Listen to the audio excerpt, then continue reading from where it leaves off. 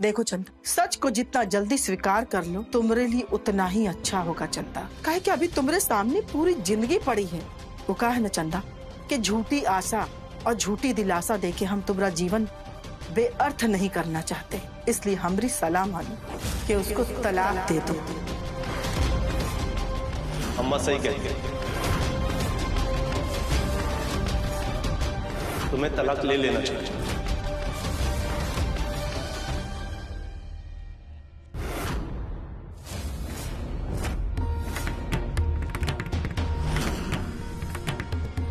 हमरा से ऐसा कौन सी गलती हो गई ला जो आप हमरा संगे ऐसा पेश आवत है? अभी तो सिर्फ बोल रहे चंदा, जल्द ही तुम्हें घर के बाहर का रास्ता दिखाएंगे।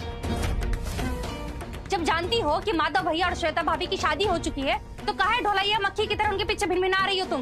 ये पति पत्नी के बीच में आने का काम मतलब है? बताओ हमें। सफाई देने की कोनो जरूरत नहीं। देखो चंदा, हम जानते हैं कि तुम माधव भैया को पसंद करती थी बचपन से। ये गुड्डा गुड़िया खेलने का उम्र नहीं है चंदा। अब उनकी शादी हो गई है श्वेता से और इस बात को तुम्हें मानना पड़ेगा। यही तुम्हारी किस्मत है चंदा। ज्यादा सोचो मत। तुमको कुछ कहना है क्या? बस एक बात कहे के चाहते हैं दीदी, इस घरे में हमार प्राण बसेला। हम तो बचपन से अपन जिंदगी भाता बाबू और एक घरे के खाते समर्पित कर दिले हैं। पता है दीदी, जब चित्रा दीदी जिंदा रहली तो हमरा के खूब प्यार मिलल और चित्रा दीदी हमरा से वादा ले ली कि उनकरा के जाने के बाद हम ही घरे की जिम्मेदारी, माता बाबू की जिम्मेदारी अच्छा से निभाए। बस हम तो वह करते और हम अपन अंतिम सांस तक ये करत रहा। तुम्हारे ऐशो आराम की जिंदगी छोड़ के जाने का समय आ चुका है। जो तुम चाहती हो ना इस घर से हासिल करना, वो तो तुम्हें 7 जन्म में भी नहीं मिलेगा चंदा। तुम्हें घुट घुट के जीने पे मजबूर ना कर दिया ना तो हमारा नाम भी पूनम नहीं है चंदा।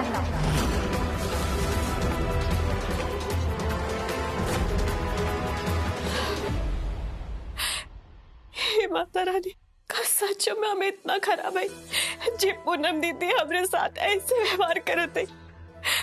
अम्मा जी पूनम दीदी की ये काहे ना बताओ कि हम ही घर की बहू है, हम माधव बाबू की पत्नी है, श्वेता दीदी ना। हमरा के दीदी के बतावे के पड़ी, लेकिन सच से पर्दा हटावे से पहले अम्मा के अब्बा जी से बात करेंगे पड़ी कि वो पूनम दीदी के काहे ना बताओले कि हम माधव बाबू के पत्नी है, श्वेता दीदी नहीं।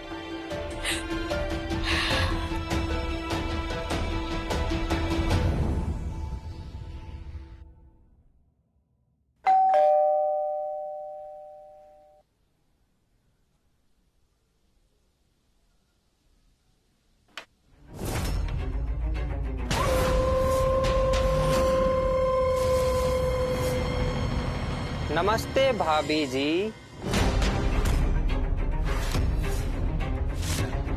हे माता रानी, ये हमरा के भाभी बोला था कि हूँ सुन लेता।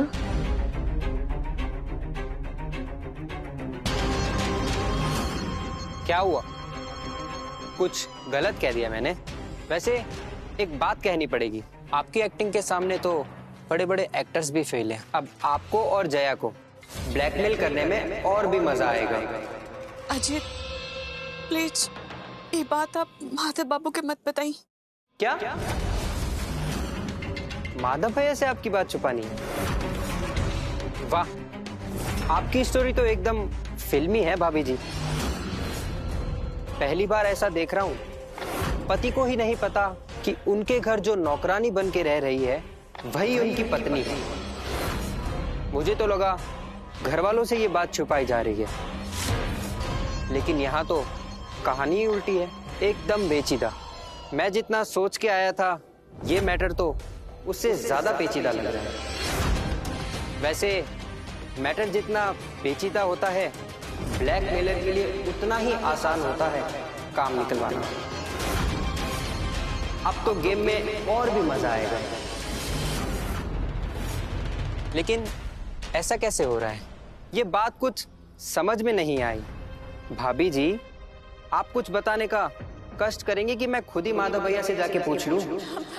हम आपके क्या बताएं, बस इतना ही समझ ली हमार किस्मत ऐसन बा। किस्मत को का हुआ चंदा?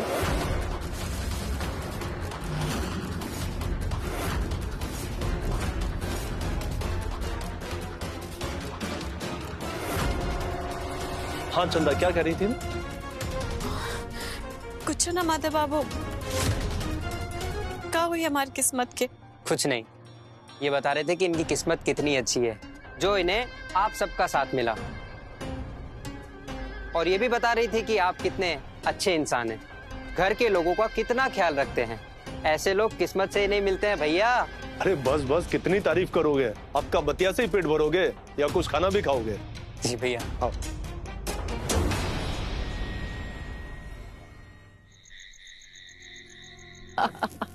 वैसे हमको बहुत ही अच्छा लगा कि तुम हमरे एक बुलावे पे आ गए। अरे आंटी जी, आते कैसे नहीं, आपने इतनी प्यार से जो बुलाया था। अजीत बाबू, आप तो अम्मा से मिल ही चुके हैं। ये है हमारी पत्नी श्वेता। नमस्ते भाभी जी। नमस्ते। और बताओ अजीत, तुम्हारे पापा का बिजनेस कैसा चल रहा है? बहुत अच्छा आंटी जी। पिछली बार बल्कि जब आपसे मिलके गए थे तभी पापा को एक डील मिली थी। अगर वो डील हो गई तो 1-2 करोड़ का फायदा हो जाएगा। अच्छा, इसलिए हम सोच रहे हैं कि एक ब्रांच सासाराम के बाहर भी खोल दें। अरे वाह, ये तो बहुत ही अच्छी बात है। कितना सफेद झूठ बोल रहा है, अपनी बातों से अम्मा को तो फंसा ही रखा है, अब माधव भैया को भी इम्प्रेस करने की कोशिश कर रहा है।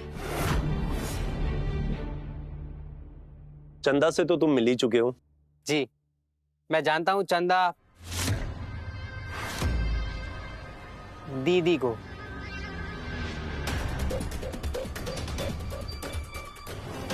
शुक्र है इसने भाभी को चंदा भाभी नहीं बुलाया, वरना अम्मा हमारा आज क्या हाल करती हम सोच भी नहीं सकते, और माधव भैया का ना जाने क्या हाल हुआ होता अब तक। जया, तुमने कभी अजीत के बारे में बताया नहीं, कभी मिलाया भी नहीं। खैर छोड़ो, अजीत आपके पापा क्या करते हैं? Please don't mind. मैं तो ऐसे ही पूछ रही थी। नो प्रॉब्लम भाभी, मेरे डैड का बिजनेस मेटल और ब्रास का है। अरे वाह, ये तो बहुत ही ठोस बिजनेस है। वैसे अगर कभी कोनो जरूरत हमरी पड़े ना तो बिना झिझक हमसे बोलना, हमारी पहुंच बहुत आगे तक है। आंटी जी, एक्चुअली मेरे पापा बहुत सिद्धांतवादी हैं।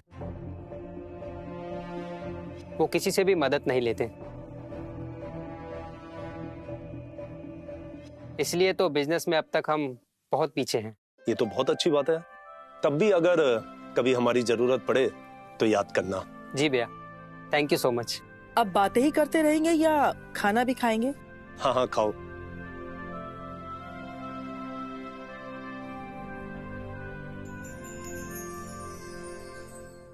पता है पूनम, पहली बार कोनो ढंग का लड़का दिखा है हमको। अरे पढ़ा लिखा तो है ही, समझदार भी है, खानदानी है, और सबसे अच्छी बात, करोड़ों की प्रॉपर्टी का अकेला वारिस है। देखिए अम्मा, जया की जिंदगी का सवाल है, इसलिए कह रहे हैं जो भी फैसला करिएगा सोच समझ कर करिएगा। अरे तुम्हारी अम्मा इतनी भी बेवकूफ थोड़ी है जो बिना सोचे समझे इतना बड़ा फैसला ले लेगी। ये ठीक रहेगा अम्मा। अम्मा जी, हमरा के आपसे कुछ बात करे के हा। पूनम, 2 मिनट तो। ठीक है अम्मा, आप लोग बात करिए, हम आते हैं। बोलो चंदा। अम्मा जी, हम आपसे ये पूछे के चाहते हैं कि आप पूनम दीदी की ये बात काहे ना बतावले है कि हम ही घर के बहू है, हम माधव बाबू के पत्नी है।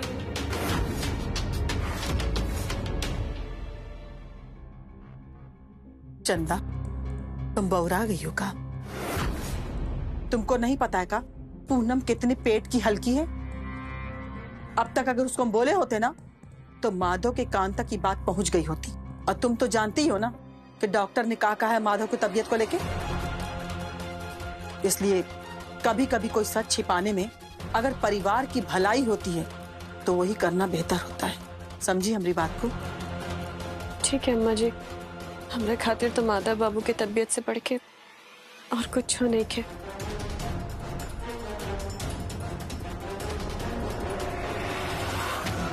तुम्हारे पीछे तो हम पूनम को ऐसा लगाएंगे कि तुम मजबूर हो जाओगी साइन करने के लिए।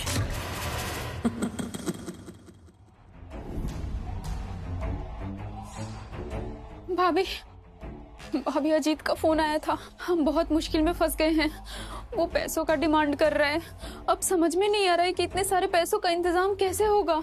वो अजीत कितने पैसे मांग रहा है? भाभी 1 लाख रुपए के करीब। हमें तो डर लग रहा है कि अगर पैसा नहीं दिया गया तो कुछ गलत ना कर बैठे, क्योंकि उसको चंदा भाभी के बारे में पता चल गया कि चंदा भाभी है हमारी।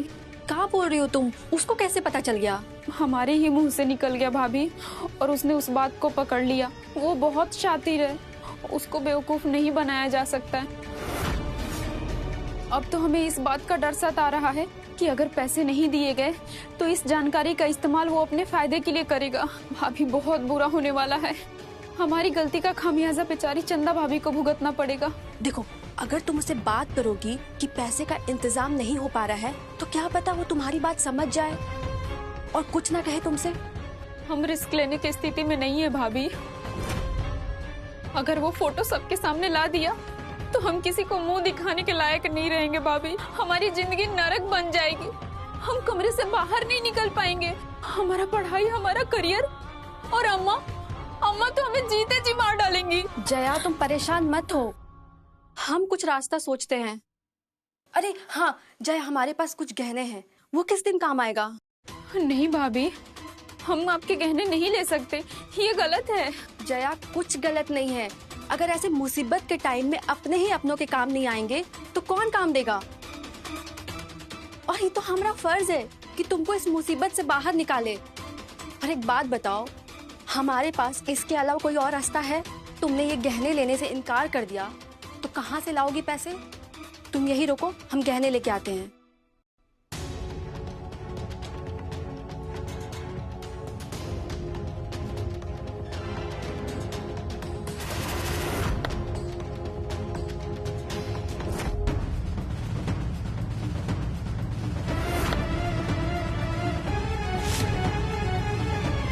ये लो जया। काजल,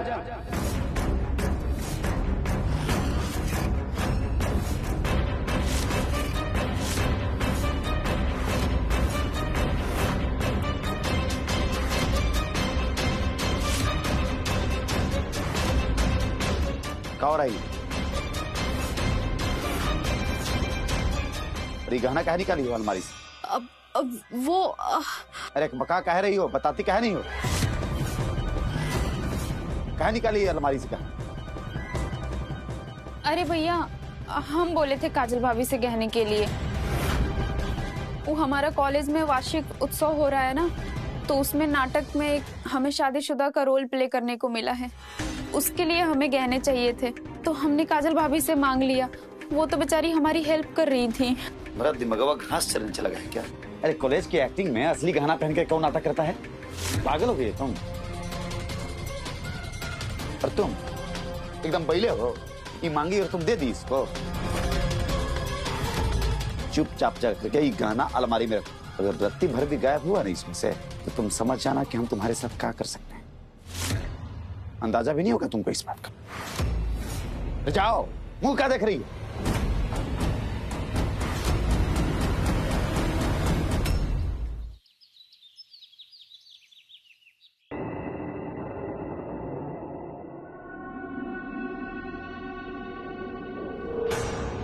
ए चंदा,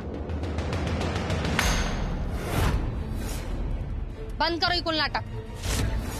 तुमको क्या लगता है कि ऐसे झाड़ू पोछा करके, चौका बर्तन करके तुम ये घर पे अधिकार जमा लोगी? तो एकदम गलत सोच रही हो तुम। रखो ये सब सामान और निकलो यहाँ से। अब तुम्हारा यहाँ कोनो काम नहीं। चलो। दीदी, आप भी क्या कहते? अगर माधव बाबू हमरा से कहिए तब हम यहाँ से चल जाए। वो क्या कहेंगे? उनके ऊपर तो तुम जादू मंत्र करके रखी हो। वो तो तुम्हारे हाँ में हाई मिलाएंगे। ज्यादा होशियार बनने की कोशिश मत करो। हम सब जानते तुम्हारी चाल।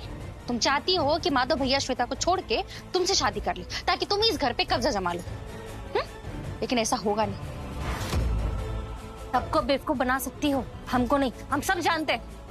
हाँ दीदी, ये सब झूठ है। हम तो खुद ही माधव बाबू। तुम क्या चाहती हो कि माधव की जिंदगी को हम खतरे में डाल दें? तुमको नहीं पता है का पूनम कितनी पेट की हल्की है? अब तक अगर उसको हम बोले होते ना तो माधव के कान तक की बात पहुंच गई होती। और तुम तो जानती हो ना कि डॉक्टर ने कहा है माधव की तबीयत को लेके। इसलिए कभी कभी कोई सच छिपाने में अगर परिवार की भलाई होती है तो वही करना बेहतर होता है। समझी हमारी बात को? बोलो बोलो, रुक काहे गई? अरे तुम क्या बोलोगी? हम तुम्हें कहीं का बोलने लायक छोड़ेंगे ही नहीं। माधव भैया की नजरों में इतना गिरा देंगे, एक दिन वही तुम्हें घर से धक्के मार के निकालेंगे। समझी तुम? अभी तुम हमें जानती नहीं हो, लगता है हमारा परिचय तुम्हें अच्छे से देना पड़ेगा। दीदी, अगर माधव बाबू हमरा के यहाँ से निकाल दी है ना तो हमरा के उनका से कोनो सिकवा शिकायत ना होगी। ये हम अपन किस्मत समझ ले। माधव बाबू के हर तिरस्कार के बिना हम खुशी खुशी अपन भाग्य समझ के स्वीकार कर ले। आपके चिंता करके कोनो जरूरत नहीं के दीदी। अगर ऐसा दिन आ जाए ना हम खुद ही घर से बहुत दूर चल जाए। अच्छा, तो अब तुम हमें आंख दिखाओगी, बहस करोगी हमसे? ठहर जाओ, जहाँ से बड़ी बड़ी बातें आ रही है ना उस जुबान को हम कैंची से काट देंगे। न रहेगा जबान, न पटर पटर बोलोगी तुम। अपनी औकात भूल गई हो ना, याद दिलाना पड़ेगा। ठहर जाओ, चलो निकले यहाँ से। चलो पूनम, छोड़िए हाथ। चंदा भी इस घर की सदस्य है। कितना कुछ किया है इसने इस घर के लिए। सबका ख्याल रखती है। ये ना हो तो इस घर का एक काम नहीं हो सकता। हर किसी का ख्याल रखना, कपड़े का, खाने का, बर्तन का, सब कुछ का। ये अच्छी बात नहीं है। आप उस पर धौंस जमा रही हैं। प्लीज आप चंदा के साथ ऐसा व्यवहार मत कीजिए। चंदा, तुम छोड़ो सब काम, चलो मेरे साथ।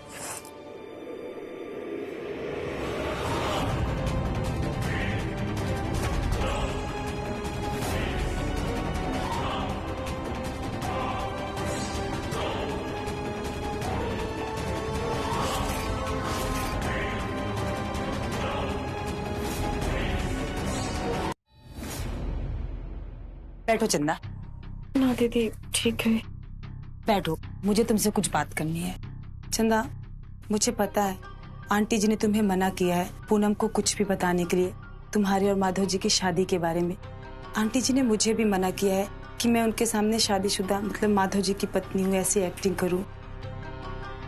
पर क्या कर सकते हैं, पूनम जब तक यहाँ है तो ऐसा करना पड़ेगा। मजबूरी है माधव जी के लिए, तुम समझ रही हो ना? हाँ दीदी, हम सब समझते हैं। माधव बाबू के खातिर तो हम कुछ भी कर सकते। पूनम दीदी के हर बात हमरा के तीर की तरह चुभता, लेकिन हम माधव बाबू की तबीयत के खातिर सब कुछ सहन कर सकते, सब कुछ। तुम बहुत समझदार हो चंदा, मुझे पता है। बात को समझो। आंटी जी जो कुछ भी कर रही ना तुम्हारे लिए कर रही हैं, इस घर के लिए कर रही हैं, माधव जी के लिए कर रही हैं। वो बहुत भली औरत है। पता है उनकी जगह कोई और होता ना तो माधव जी की जो हालत हुई है उसका जिम्मेदार तुम्हें ठहराकर घर से बाहर निकाल देता। पर उन्होंने ऐसा कुछ नहीं किया क्योंकि उनको पता है तुम निर्दोष हो, नेक दिल लड़की हो। इसलिए आंटी जी जो कुछ भी कह रही है वो करो। आंटी जी की बात मानना तुम्हारा फर्ज बनता है चंदा। हाँ दीदी, हम तो अम्मा जी के हर बात के मानते हैं। बस हम एक एक वो चीज चाहते ही दीदी कि अम्मा जी के नजर में जो आपके खातिर इज्जत और मान सम्मान है वही इज्जत मान सम्मान हमार खातिर भी होई। चंदा,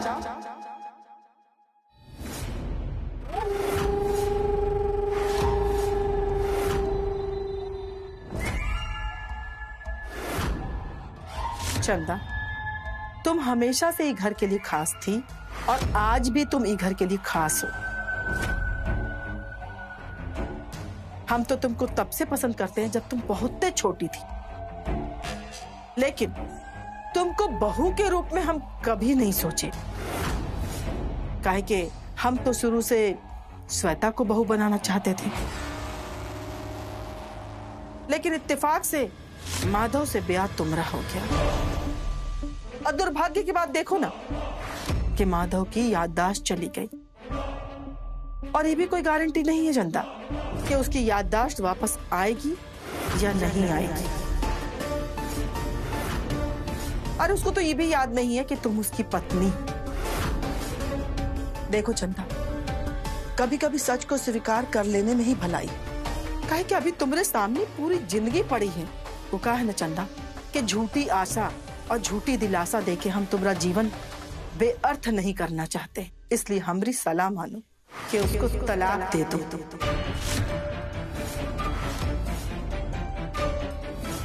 अम्मा सही कह रही।